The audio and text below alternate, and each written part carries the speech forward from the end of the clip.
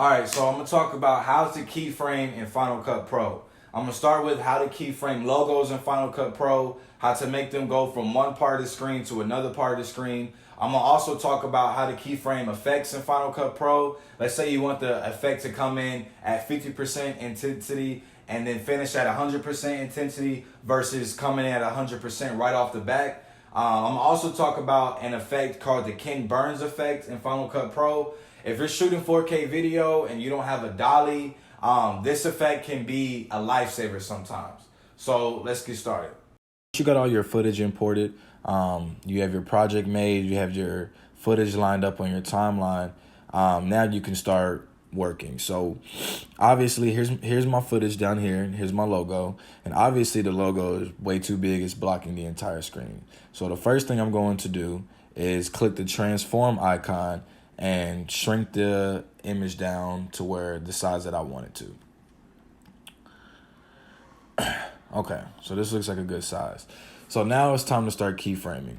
So let's say I want this logo to go from this part of the screen to travel in front of my face and then to end over here in front of my laptop. The way Final Cut Pro has updated all their software is actually a lot simpler than what it used to be. So to add your first keyframe, click the transform button again. Make sure you have your logo selected. And there's going to be a button up here on the top left. Press this first button and add your first keyframe. Your first keyframe is very important because if you just drag your logo over here without adding a first keyframe, then the logo will automatically start over there and not begin over here. So add your first keyframe. Now, once you've added your first keyframe, select a period on the timeline of which you want your footage, you want your logo to be in a different spot. So right here at the 8-second mark, I want my logo to be in front of my face at that point. So I'll just simply drag the logo to in front of my face. And there it is. It's already added another keyframe. Once you see these yellow diamonds over here, once they're highlighted in yellow, that means a keyframe has been added. It's been added to the position, rotation, scale, X and Y scale, all of that. So go back to the beginning. You'll see that now the logo travels to in front of my face, and at the 8-second mark, it stops. So select another period on the timeline of which you want your logo to be in a different position. Let's say by the 14-second mark, I want the logo to be in front of my laptop now. So now just simply grab the logo and drag it in front of the laptop. You see these yellow diamonds highlight over here to the left. That's because another keyframe has been added. You'll see the direction in a red line right here, and it's basically the route of where the logo is going. And you'll see at the end, it ends over here in front of my laptop. So once I'm done, I just simply press done. That's it. Give everything enough time to render. I'm editing with proxy files, so it's rendering pretty fast.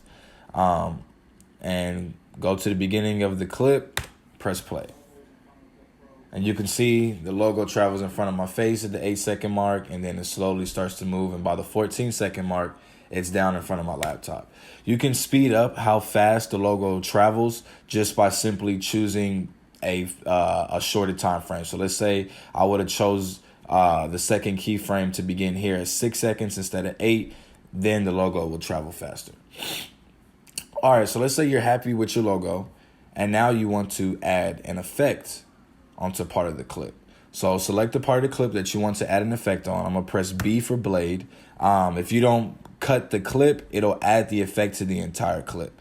So I don't want the effect that I'm using to start until the 17-second mark. So I go to 17 seconds right here, and I just press the mouse down, and it'll automatically trim the clip. And I don't want the effect to last for the rest of the video, so I'm gonna select the part as to which I want the effect to be finished. So I'm gonna go to the 25-second mark here. That's when I want it to be finished. Press A to go back to your cursor. Now it's time to choose a effect. So let's say I want to add a visual echo on this clip. So just type in echo, select the visual echo from the installed effects tab. This over here on the left, located above the timeline. drag the visual effect logo down onto the part of the clip that you cut that you want the effect to be on. So as you can see, if you select the beginning of the clip, you look over here to the right, you'll see that the visual effect, the amount is at 80. So as soon as the clip begins, which is right here, the effect will start at 80. Depends on what type of footage you're working with. This may be a little too jarring at first. So let's say I want the effect to begin at 0. I'm going to go to the beginning of the clip. So select the clip on your timeline, move the cursor with your keypad, with the buttons on your keypad. When you see this logo right here pop up, this L, if you will, this is basically a border. When it's on the left, that means it's the beginning of the clip. When it's on the right, when I go to the end of the clip here, that means it's the end over here to the right. So make sure you select the beginning of the clip. Make sure it's the very beginning. That's important. So let's say I wanted it to begin at 0. I select the visual effect, the visual echo effect on the effects tab on the clip that I'm working on. Make sure your clip is selected and you're not working on another clip. And I just drag it down all the way down to 0.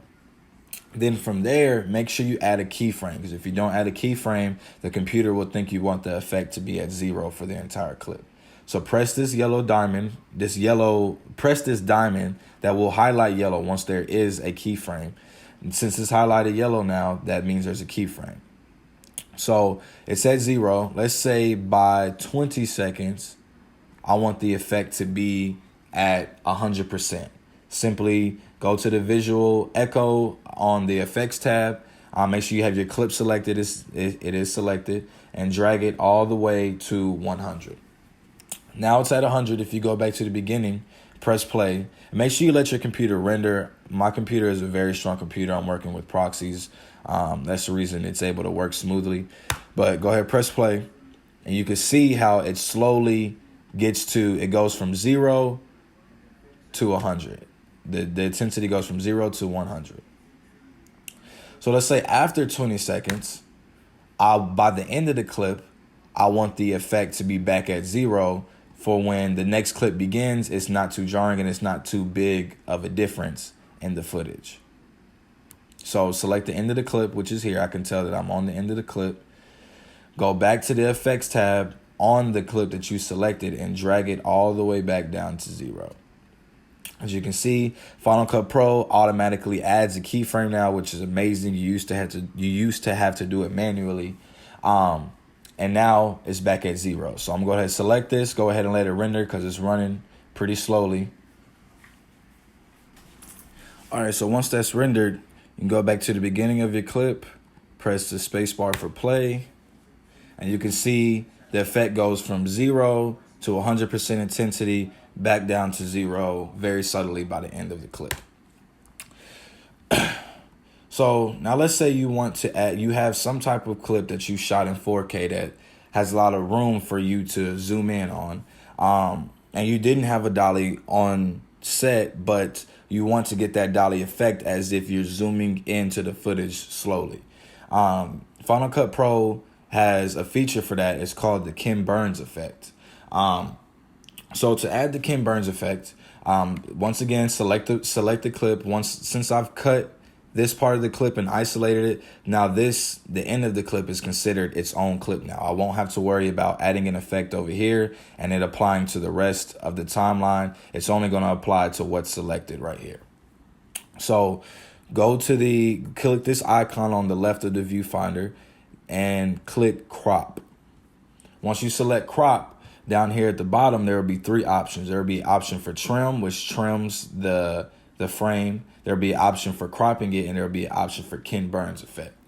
Now, as you can see, it's very self-explanatory. The green border here as it says right here, is where everything starts. The red right here is where it ends. Now, let's say I want the clip to end on the footage in the background, which is my film that's coming out May 10th.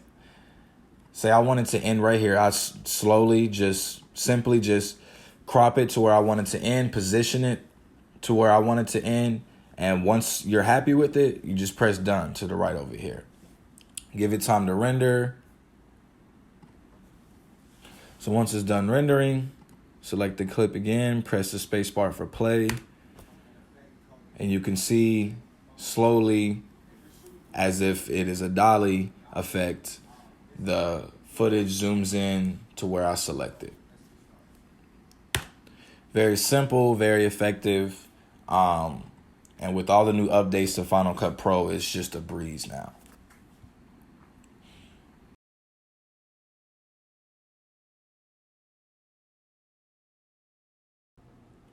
All right, so that's it. How to keyframe in Final Cut Pro. Make sure you hit the subscribe button, smash the like button, and comment whatever video tutorial you want to see next.